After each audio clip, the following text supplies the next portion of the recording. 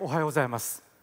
今日は東日本大震災の復興政策について、政府の復興政策のうちとりわけ津波地域の復興についてご説明したいと思います。津波の被害は大きく、町によってはこのように瓦礫に覆われてすっかり町の姿が変わったところもあります。ただ現在はこのように何もないところになってしまっています。人々はどこへ行ったんでしょうか。どうしてまだ建物が建ってないんでしょうか。人々は震災全体で34万人もの人が避難をしていますけれども、その多くは政府が用意したこのような仮設住宅や借り上げ住宅に住んで地域の復興を待ちわびています。今回の復興政策の大きな柱の一つは市町村中心の復興です。これは震災があまりにも大きくて、ここで関係している被災自治体だけで220以上あります。津波に襲われた海岸線は南北700キロ以上になっています。そうした広い地域、さまざまな地域に東京で一つだけの復興政策を作った場合、地元の事情に合わない復興になったり、あるいは見落とされる人々が出てくるということを大変恐れています。そこで市町村を中心となって、それに国が財政的な支援や技術的な支援や人的な支援によって復興を支えるという仕組みを考えています。あるいは市町村中心、地元中心の復興政策はもっと大切なポイントがあります。残念ながら復興のプロセスは長くなることが予想されます。その間には辛いこと、苦しい時が必ず来ます。その時に頑張るためには、これは自分たちが考えた復興計画なんだ、だから頑張ろうというふうにみんなが考えることが一番大切です。ですから地元の人たちにどのような町の姿がいいかということを考えていただいて、合意ができれば復興を始めるということにしています。ですから住民中心の復興ということに強くこだわって復興政策を進めています。一番早く復興するためには、町があったところにそのまま建物を建てるのが簡単です。しかしそういうわけにはいきません。この地域は昔から何回も津波に襲われてきました。ここ50年間は強大な防潮堤を作ることによって町を守ろうとしてきました。ところがこのように予想もしない巨大な津波が襲った時、そのような施設に頼った防災には大きな限界があるわけです。そこで考え方を変えなければなりません。いくつかの考え方があります。一つは住宅や病院など人々は逃げにくい施設は高台に移すことです。ですから政府がお金を出して、例えばこのような新しい土地を開発して、そこに人々が自分の力で住宅を建てるという計画を立てています。もちろん残った平地は産業用地として活用します。働いている時に津波が押し寄せれば逃げられるようにしておれば大丈夫だからです。こうした地域は270以上の計画があり、今半数以上の計画がまとまって用地の買収や具体的な設計や一部工事が始まっています。あるいは別の考え方は、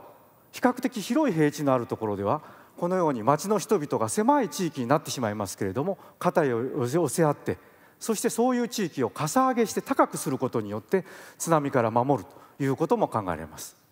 そうしたかさ上げの費用は政府が出しますけれども、人々は土地を交換し合って肩を寄せ合って狭い地域に移るという、こういうやり方もあります。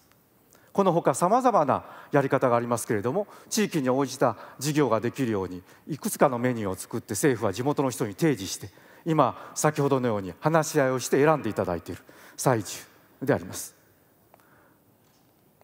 あるいはこれまでは自分の力で家が建てられる方ですけれども、自分の力で建設することは難しい方には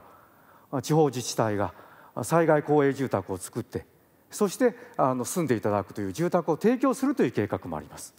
全体で2万戸以上の計画があり、今建設が始まったところです。ただこのように新しい町ができても仕事がなければ人々は暮らしていくことはできません。ところがこの地域は高齢化が進んでいて人口は減少して、実は震災前から大変経済が苦しい地域だったのです。何もしなければ人々は暮らしていくことはできません。このように人口が減る地域で経済が発展するためには3つのことを考えなければいけません。